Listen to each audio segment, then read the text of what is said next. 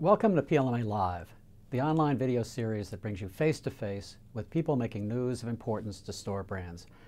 I'm your host, Tim Simmons. The latest Nielsen data shows that private label success keeps spreading across Europe. PLMA's new yearbook reports that private label has gained market share in 18 countries, the most since Nielsen began compiling statistics for the publication back in 1998. I'm in Amsterdam attending PLMA's World of Private Label trade show. And to find out what's driving the success of private label, I'm talking with Koen de Jong. He runs a private label consulting company in Europe, but also has some clients in the US. Koen has just published a new book, Private Label Uncovered.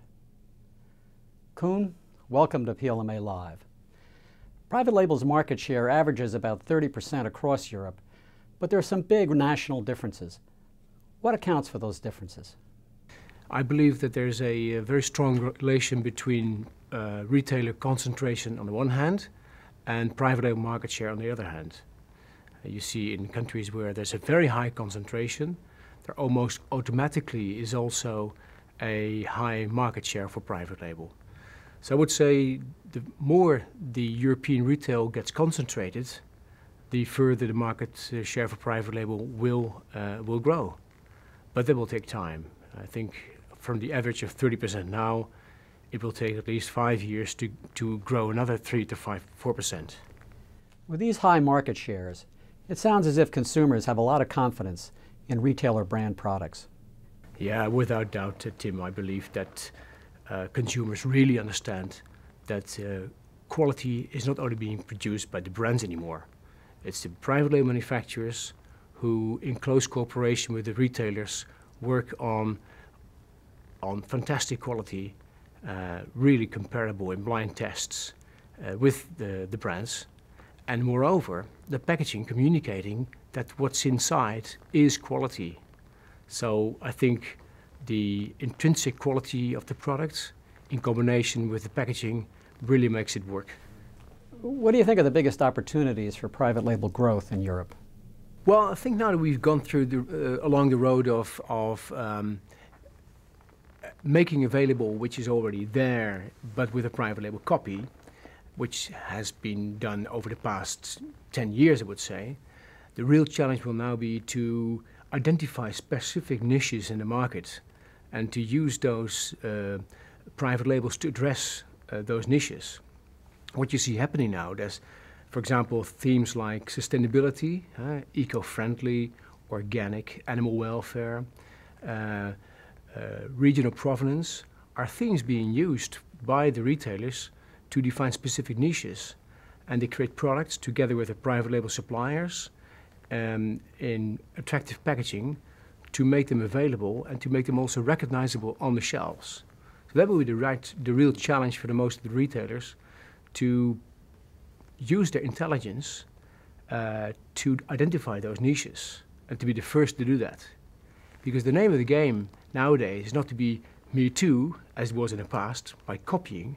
It's more like me first. They want to be the first to hit the market with specific products that did not exist before. What are the biggest challenges facing private label? Well, I think the biggest challenge will be to have the quality right. Quality is the key denominator for a successful private label on the shelves to the consumers. Consumers are very well aware of what they will eat, and they are very picky. They know what to expect, and they will not take a different quality and certainly not a lower quality than the existing brand. So private label manufacturers, and notably retailers, should take quality very, very serious. In my practice as a consultant, I come across many manufacturers who are worried about the pressure that retailers put upon them to further reduce the price. And of course, you can always reduce the price, no problem. But in the end, it will definitely go on the expense of quality. And that's something that retailers should be aware of. Speaking of private label manufacturers, what's happening to them? Well, in Europe, there are significant changes taking place. Consolidation is the name of the game nowadays on manufacturing side. And to elaborate on that, I should first explain what's happening on the retail side. In Europe, there has taken place a tremendous consolidation on retail side in the various countries. So there are fewer but much more professional players. And these large retailers in the various countries require very professional and sophisticated counterparts. So that's one thing. On the other hand, on manufacturing, you see an overcapacity manufacturing in virtually every single category. And it's interesting to see that not only the manufacturers, but also private equity plays a very important role in the consolidation process. There are many big private equity firms, both from Europe and from the US, who look with big eyes how they can take the initiative to consolidate, to create a number one manufacturer in a category. For example, in the ice cream category, Oak Tree Capital, a US-based private equity firm, has taken the initiative to acquire a few companies in the UK, in France, and in Germany to create a very large number one private label manufacturer in ice cream. It must be difficult for manufacturers to sell their products across Europe. There are so many different cultures. The game in every single country is played quite differently. I mean, you cannot send an Englishman into France to sell breakfast cereals. Although we speak our language as Dutchmen, we cannot sell in Spain, and we do not understand sufficiently well to connect really in France.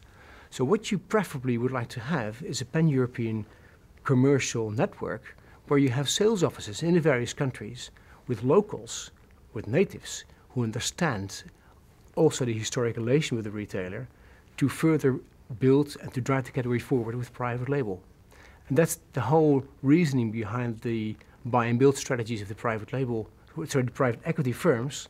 They want to have a not only pan-European production network, but also a pan-European commercial network. And thus building creates the economies of scales in production and in procurement. How do these regional and national differences play out in retailing? Going back to private label themes, regional provenance has been a theme very often used notably in Southern Europe, in France, in Italy, in Spain. You see regional products where the authentic cuisine is being defended by the local retailers by launching products under a specific regional label to connect with the consumers. Because they will understand, for example, in France, that the best Munster cheese is coming from the Alsace, the best nougat is coming from Montélimar in the south of France, and the best prunes come from the Aujan. So they try to connect with the consumers by having these regional products. What do you think are the biggest differences between Europe and the US when it comes to creating successful private label programs? My view is the way how European retailers use the store brand to endorse the private label program. Although there are US retailers who do this, not all of them do this. Wegmans and H-E-B, as an example, they do have the store brand used for the private label program. It's interesting to see that every single retailer in Europe, with an exception of two possibly, use their store banner to endorse the private label. And we as a consulting firm were involved in a process of a Dutch retailer who decided to redesign its packaging using a fancy label in the past and going to a store banner for the future. And they redesigned the packaging using the name of the store on the pack. And in the evaluation, it appeared that the volume sold under the label, the store banner, were significantly higher. And the position they could take, even in those categories where innovation took place at a rapid pace, they were much better performing products. So I believe, I don't know whether this would work, but it would be at least worth a thought for US retailers to use their store banner to endorse the private label program. That is a big difference between Europe and the US, I think. Koen, thanks for your insights into what's happening in Europe and how it compares to the US. And thank you for watching this edition of PLMA Live. And join us next month for another exclusive interview.